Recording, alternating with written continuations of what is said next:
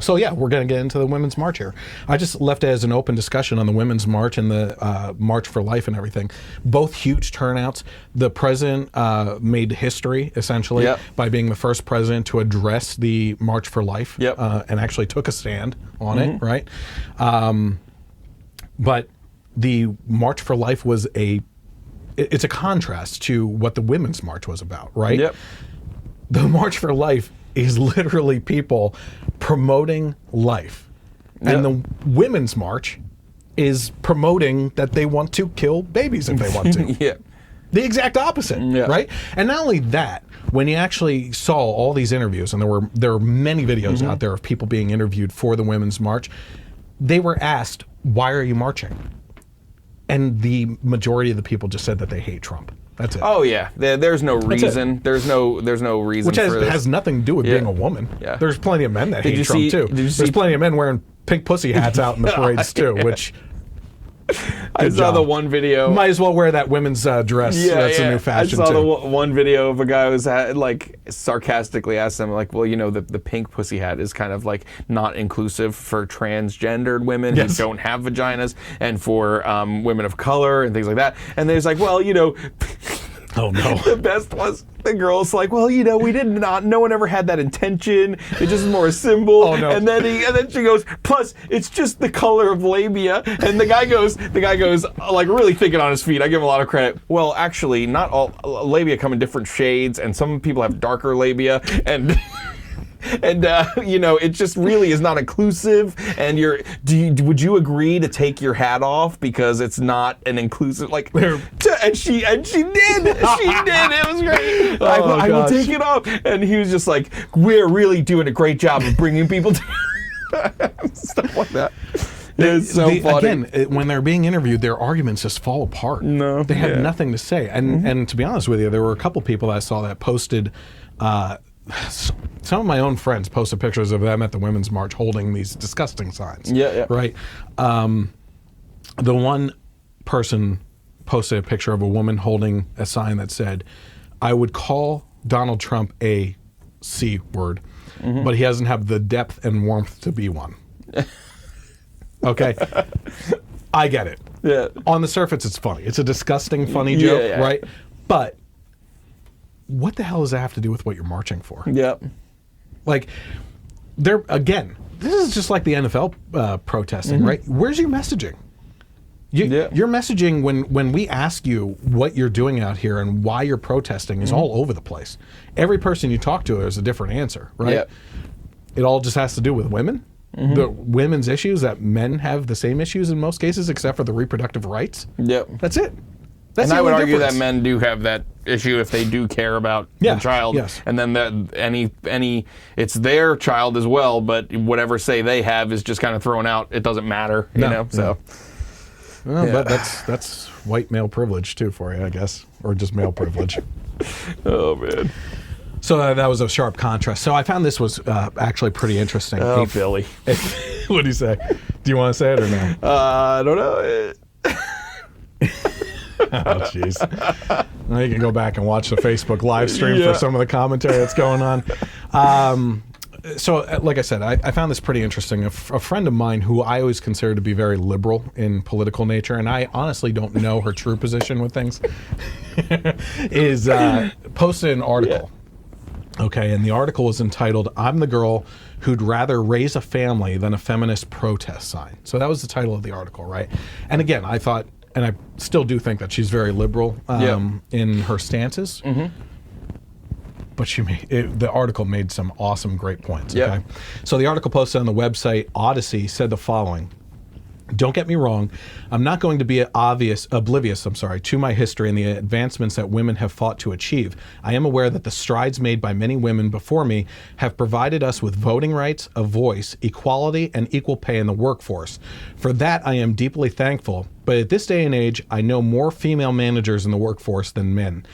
I know more women in business than men. I know more female students in STEM programs than male students. So what's with all the hype? We are girl bosses. We can run the world. We don't need to fight the system anymore.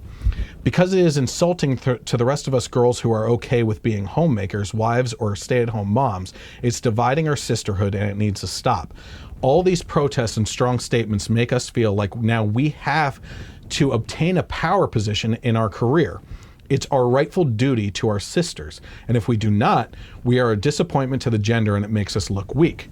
Weak to the point where I feel ashamed to say to a friend, I want to be a stay-at-home mom someday. Then have them look at me like I must have been brainwashed by a man because that can be the only explanation. I'm tired of feeling belittled for being a traditionalist. Why? Because why should I feel bad for wanting to create a comfortable home for my future family, cooking for my husband, being a soccer mom, keeping my house tidy? Because honestly, I can't wait. So please let me look forward to baking cookies for bake sales and driving a mom car, and I'll support you in your endeavors and climb to the top of the corporate ladder.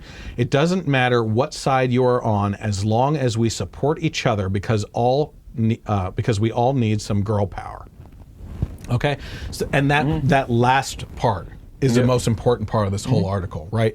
Which is the argument that we make all the time, which is the fact that if you're going to be a feminist, don't be a selective feminist, which is what the modern movement is all about, right? Absolutely. If you're going to be a feminist, support all females no matter what they choose to do.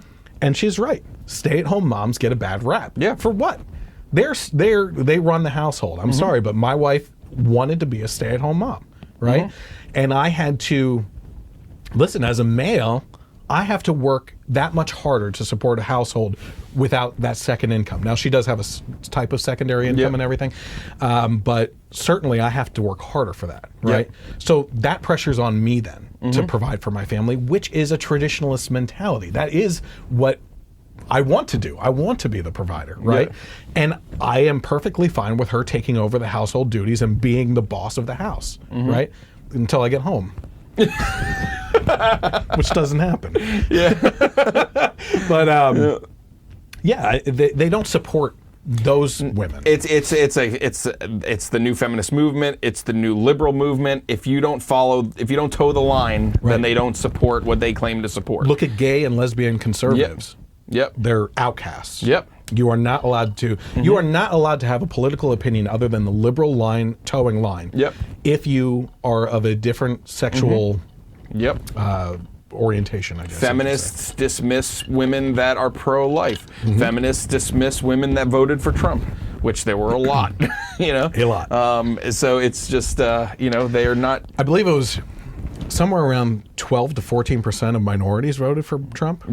That's huge. That is huge. That is huge. I don't know why they voted for Trump. They should have voted for me for a fourth time. So here's the amazing part, okay? This blew my mind. Knowing, as I said, I'm not a very close friend of this person. I met her at one point in time and follow her because she's a graphic designer, does amazing work, and she posts her work. And I have a graphic design background myself, so I enjoy that kind of stuff, right? Again, just my secondary nature of following along with her on Facebook, I can tell that she's liberal. So it amazed me that one of her friends posted on her post, okay?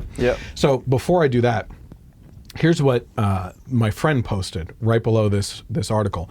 Nothing is wrong with the thinking, the whining, picketing, and excuses, just embarrassingly enough tend to dilute the progress of what girls have actually achieved. Men and women are meant to complement one another, not to be equal or to overpower. The genders are meant to balance each other out. Just my opinion after reading. Open thought. This is what we should be encouraging. Read something and take a stance on it. Okay? She could have come out very much on the opposite end. She read this and thought it was very thoughtful and created a new type of discussion. Now, is this friend who said this female? Yes. Okay, yeah.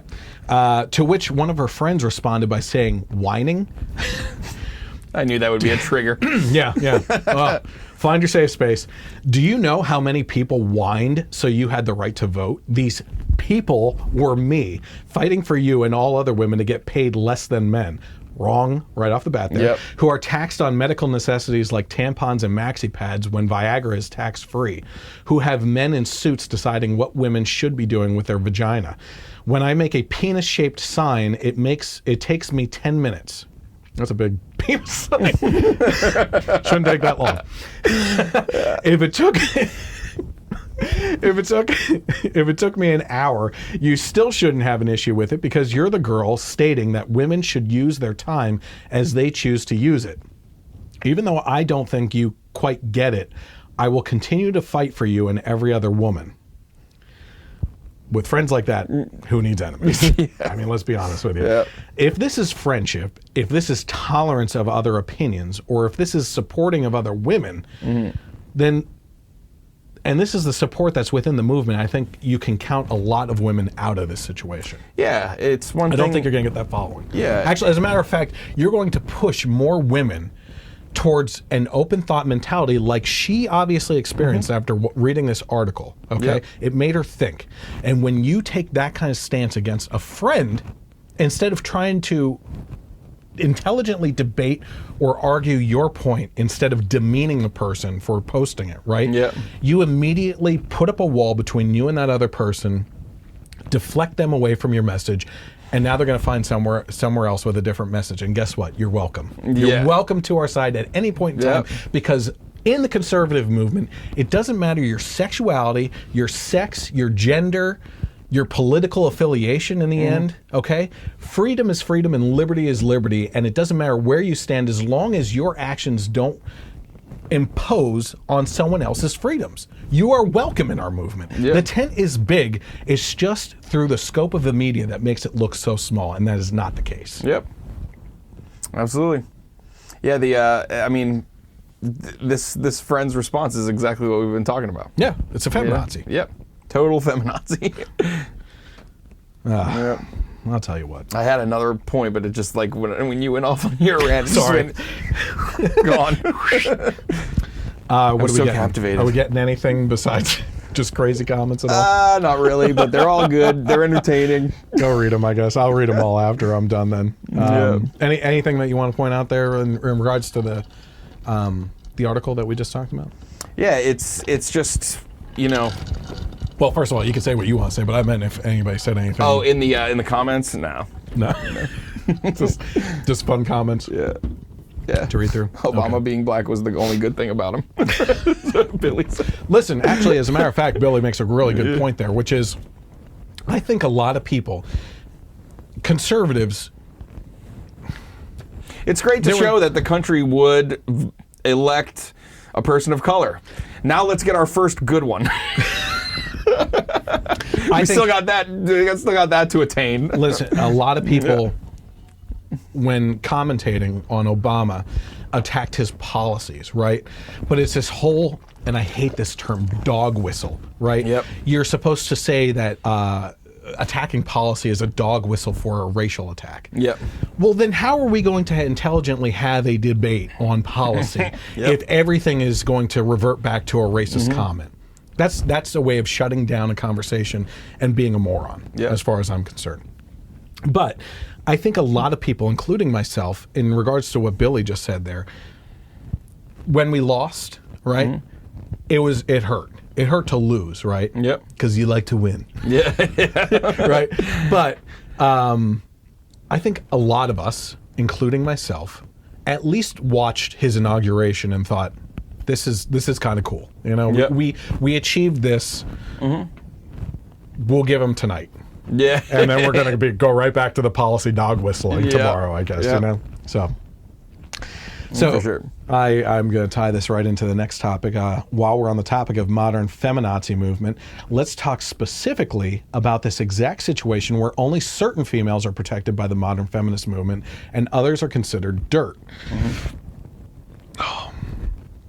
I don't know if I'm getting heartburn right now or if it's just that throw-up feeling because I know we're going to talk about Cher.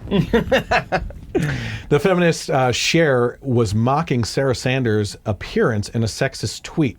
On Tuesday, Cher took a sexist swipe at White House Press Secretary Sarah Huckabee Sanders' clothing choices. Her tweet read, "Would someone please tell Sarah Huckabee Sanders to stop dressing like a sister wife?" she posted on Twitter. Ironically, Sanders is only the third female press secretary in our country's history. 2 of the 3 were under Republican presidents. Oh man, That's so weird. We're all about the male patriarchy holding women down. That's crazy. Who was that other high-ranking female? Condoleezza Rice? Yeah. The one that we actually did want to run for president. Yeah. Colin Powell is a person of color. Whatever. That's crazy. It's crazy nuts. Other loudmouth leftist feminists, such as comedian Chelsea Handler, have attacked Sanders based on her appearance, too. Other conservative women have been mocked as well. The first woman in U.S. history to run a successful presidential campaign, White House advisor Kellyanne Conway, was mocked by liberal late-night host Jimmy Kimmel on Monday night of this week as well. Paul Boyes of the Daily Wire wrote of the skit, Jimmy Kimmel brought back his disgusting mangled-faced puppet of Conway to lampoon the anniversary of President Trump. The unfunny and wholly mean-spirited segment featured the mangled-faced puppet Conway in the White House press room partying it up with vodka while shouting a torrent of nonsensical Trumpifettes at the comedic host. Aside from blasting her looks, a gross departure from the attractive lady that is the real Kellyanne Conway, Kimmel also took aim at the outfit she wore to Trump's inauguration last year, the red, white, and blue Gucci coat adorned with feline applique buttons. Well, you lost me at the feline part because I hate cats, but whatever. Fancy buttons. Fancy cat buttons. So as we were talking about before, obviously you have to fit the mold of the feminist argument as a woman in order to be considered one or protected by the movement itself. Yep. Yeah, this is a prime example. I mean, it happened right after the Women's March. Yeah. Yeah, it's tolerant of everyone, support women unless you disagree with what we are trying to achieve, then you're out. Yep. You have no